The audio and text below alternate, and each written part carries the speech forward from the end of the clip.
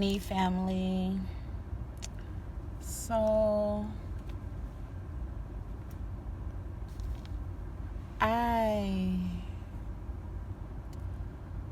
I'm gonna breathe. I'm gonna breathe. I'm gonna breathe. I'm gonna breathe.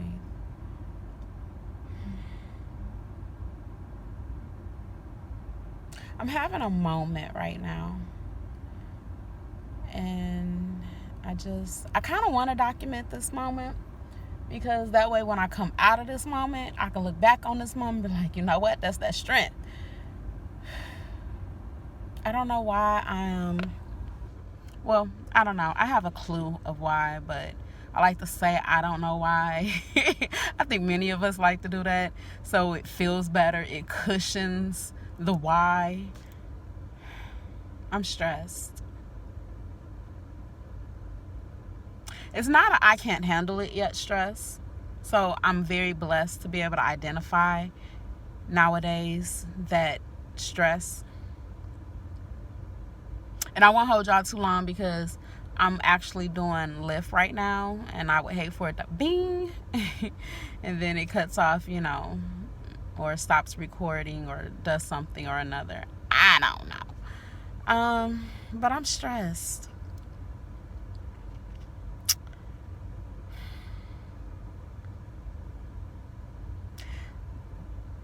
I would say that it's the move, but I've had plenty of time for this move. Like, this isn't I popped up last week and decided, I was ready to move to Africa. This has been in the making for quite some time. Better preparation could have been made from the time I booked my ticket up until now, instead of me waiting to the last nitty-gritty to start to pack, to start to ship, to start to get things moving in that direction. Greater factors could have came. A little bit more realization of the process now for moving versus visiting.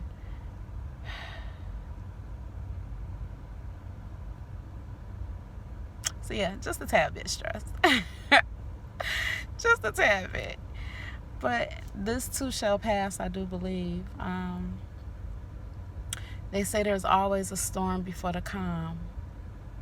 Like, I really truly feel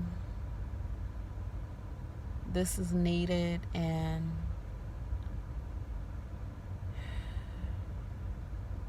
I need to do this. But there's that fear of the unknown. Always. There is that fear of the unknown. Like, us as humans, we have to know everything, especially us as westernized humans. And I say that those that are living over here in the diaspora. I'm back. See how they got me some coffee from QT. So I last left off with telling y'all I was worried. Like, and giving you the, it's hard, being a westernized being. I try to pick my words, you guys, so delicately or purposefully.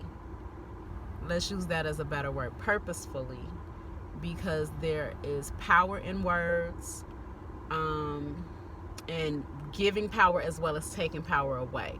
Some things I refuse to keep giving power to over here in America, and certain things that I need to speak my power into. So I'm trying to continue to be mindful of a lot of the words that I use. So, living over here in the westernized country, we need to know.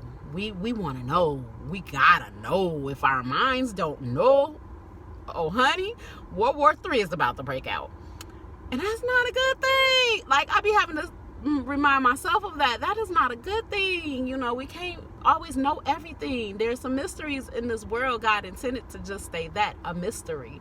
And so when certain things that I don't understand or can't totally put a reason to, and all that good stuff, I I go into worry mode. I mean, the head might start hurting, the stomach might start hurting, you know. And a lot of people tell us our intuition is in our stomach. That is one of your ovaries, is located down here in the pit of your stomach. And so, you know, sometimes you start getting tummy aches, you know, to warn you of certain things, or so you can use your intuition. But when you're not taught how to use intuition or what intuition really is, it kind of has a thin veil or a fine line between, okay, is that intuition or is that just me putting my own worry onto things? So I have to calm myself down sometimes and, you know, go into that I'm okay mode. I'm okay. Breathe. I'm okay. I am okay. It ain't killing me. I ain't dying of poison. You know, I'm okay. I'm okay. I'm still living. Nothing is harming me. Yeah, until I can grasp what is actually realistic at that moment and what is just me putting my own spin on things. So I think a lot of that I was going through this morning and last night might have been me putting a little bit of my own spin on things. But I'm so grateful that my husband is learning how to handle me. And I say that not in the least, ladies, because sometimes handle me. I don't want no, look, I don't want no man handling me. Sis, sometimes we need a little handling, honey, because sometimes we can't handle our own selves, okay? So I need my husband to sometimes snatch it on up like, y'all with me. I see you, and I see you going left field right now. I need you to come back to the center. You know, I be needing that snatch up. I'll be the first to admit I need somebody to snatch this Leo on up, honey. This fire energy, snatch it right on up and say, look, let's get it together. So yeah, I talked to my Uncle Me, and he didn't snatch me up today. He didn't snatch me up. It has been times that my husband has definitely snatched me up. And ooh, I got a pimple. But yeah, it's been times my husband has literally snatched me up. One snatch up was the Great Awakening. I was like, okay, he is not playing with me no more. You better calm it down, little lady, before you find yourself a single housewife. But yeah, so nah, today my husband just knew to look at me and go, y'all on me. I'm okay. And I was like, okay, my husband's okay. Okay, I'm okay. You know, because like I said, it's hard being 5,556 miles away from the love of your life. And if something goes down or happens, you have no way of,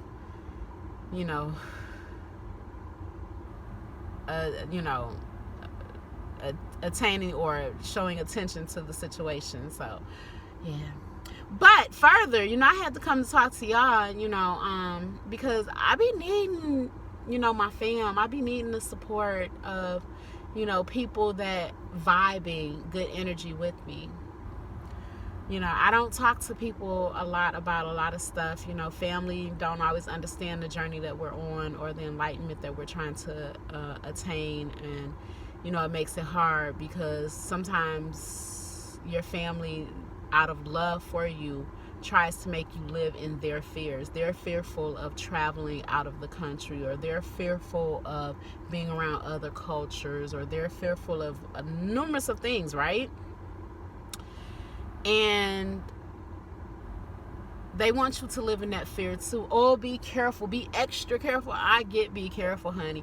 I fortunately have not lived, 39 years without falling, bumping my head a couple of times and realizing that, ow,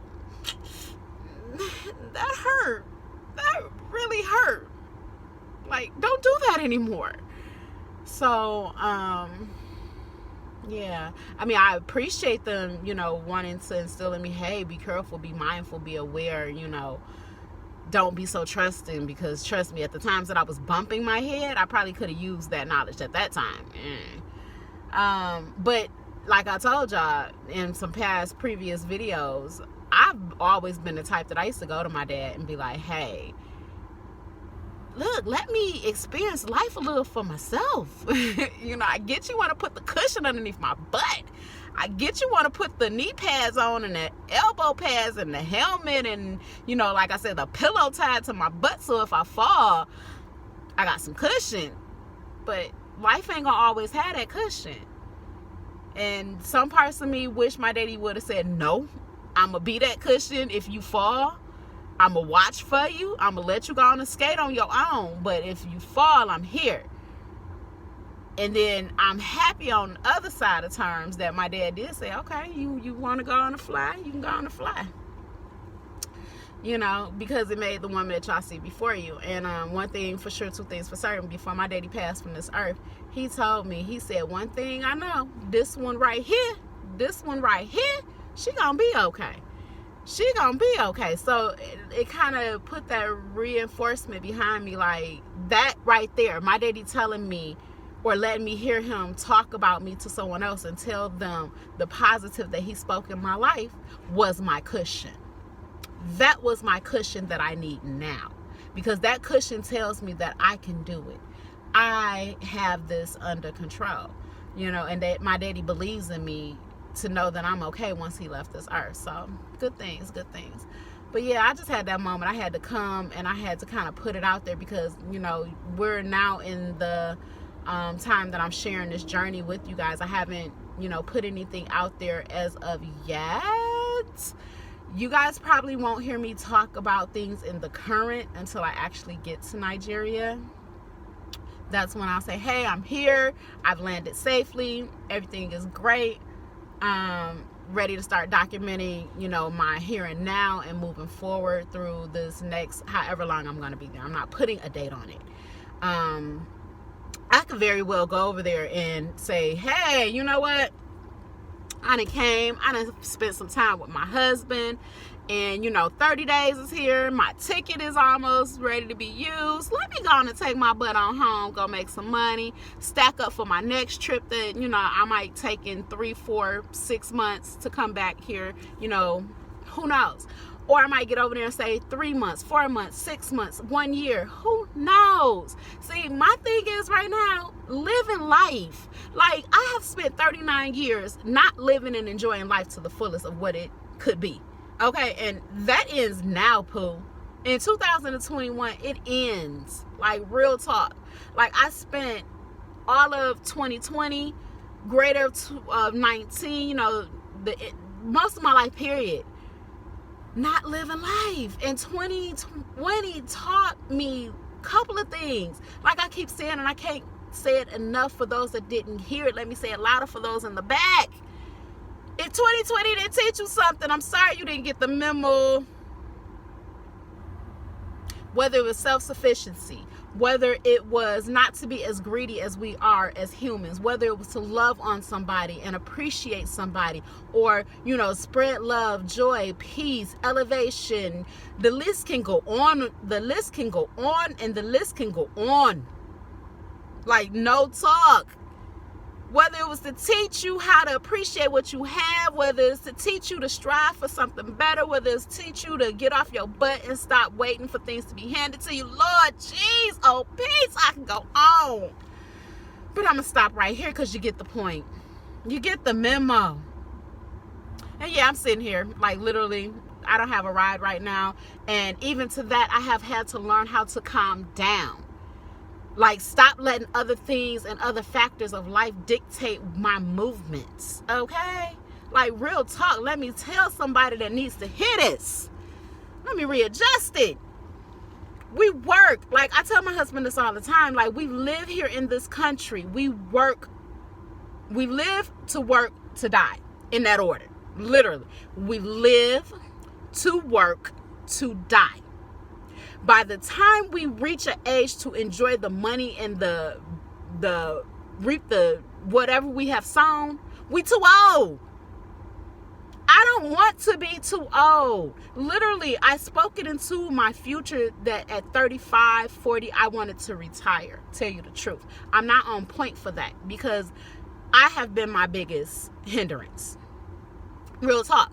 But that's because I needed to get whatever I needed to get at that time as my lesson. So when it is my time, I will be able to sit comfortably in my time. Okay, so I'm not ready for the retirement, but I definitely don't want to be 65 and 70 and just at that point of wanting to travel or wanting to enjoy life. At that time, I need to be sitting it still, hopefully having some grandchildren, because that's the age I want my grandchildren.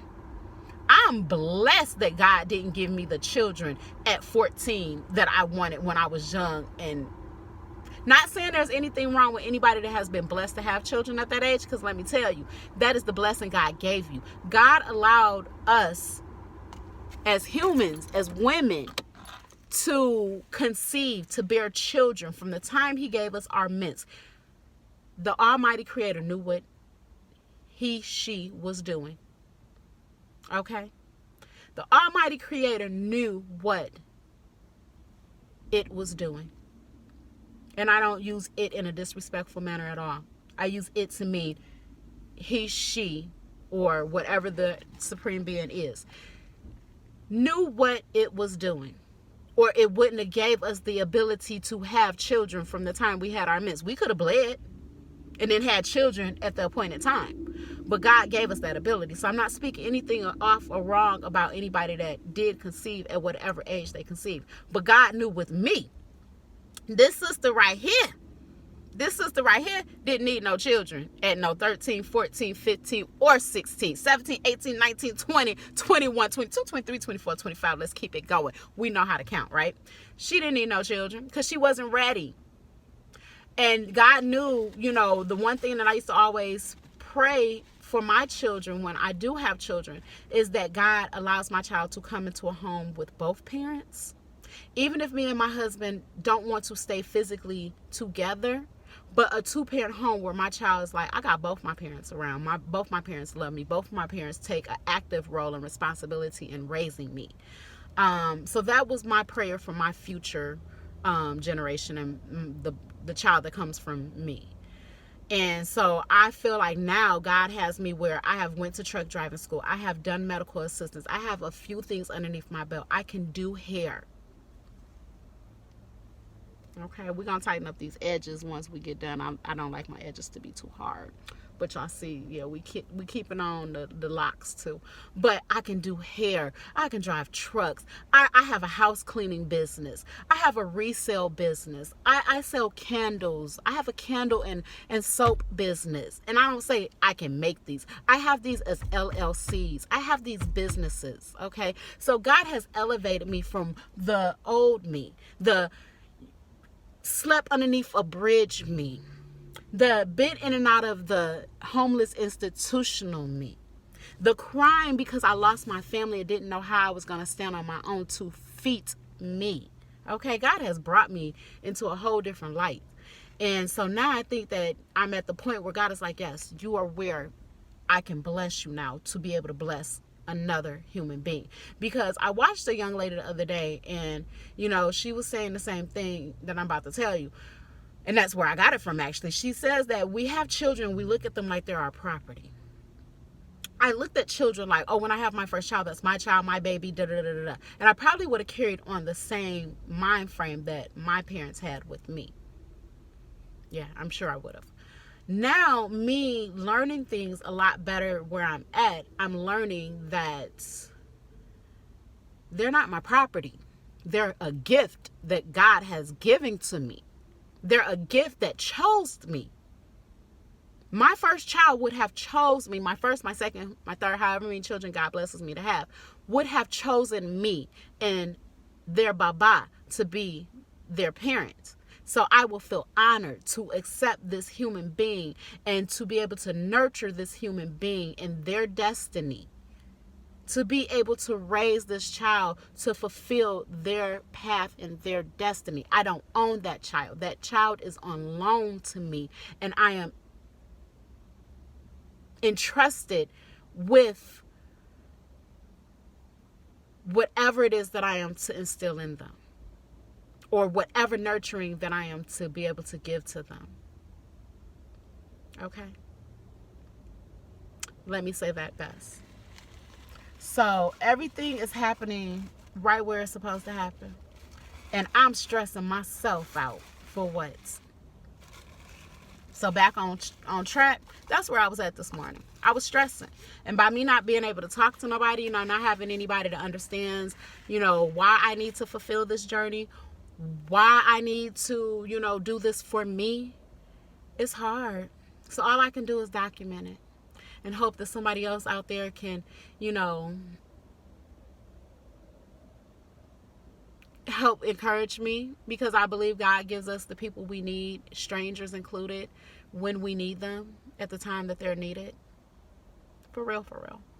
So that's all, y'all. I'm gonna go ahead and get back to the money. What y'all say? Get back to the bag.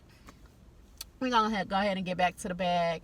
And because we got stuff to do, honey. It's not ending. I'm on my way to go do my COVID test now. Okami has sent me my information for my visa. It's still a process. I still gotta ship stuff, but the me that sits here today is not worried about shipping everything. What can get shipped will get shipped. My biggest thing with this whole shipment thing right now is I have a heart that wants to give and wants to take back for the children that are in need. And that's where we at. Now, what all can come from my shipment that can go towards my business will be next after that. Because I definitely need to have some source of income while I'm over there, and I do see my niche. So that's that. And then the other thing will be, lastly, my worldly possessions. Because at the end of the day, things that I have that I hold on to can be gotten again. Okay, if it can't ship, then it's not meant to be shipped. But the things that I am going to ship are the things that are meaningful to me, and to enrich someone else's life is very meaningful to me. To continue to help my husband and be his backbone, be his helpmate, is very meaningful to me. So those are where my priorities are at. It's taken a lot to get here. Yeah. This ain't no overnight work, y'all. This don't come easy. This ain't no, oh, she woke up like this, honey. No, I woke up like this. I wake up like this. I don't wake up like this. The knowledge comes, and that's a blessing from the Almighty. And all the Orishas that play a part in this. That is a blessing from my Ori. Truthfully. That is a blessing and a gift from my ancestors. Truthfully. Let's give all the praises where they do. That is a blessing from my Okami. Because it has been patience, it has been patience that my husband has given me. It has been times that my husband has told me, Iyawomi, go drink some water. It is water that will calm you. Iyawomi, go taste some honey. It is honey that will give you sweetness. He know his wife. All right, my loves, I bid you adieu. Until later. I probably will come talk with you guys later, because we are like getting down to the nitty gritty of everything. I leave out on Monday. And so I'm going to need some people to keep my head together, honey. Or at least let me rant a little bit. Who knows? I'm going to sip on this good coffee. And talk to y'all later. Get back to this bag. Oh, double.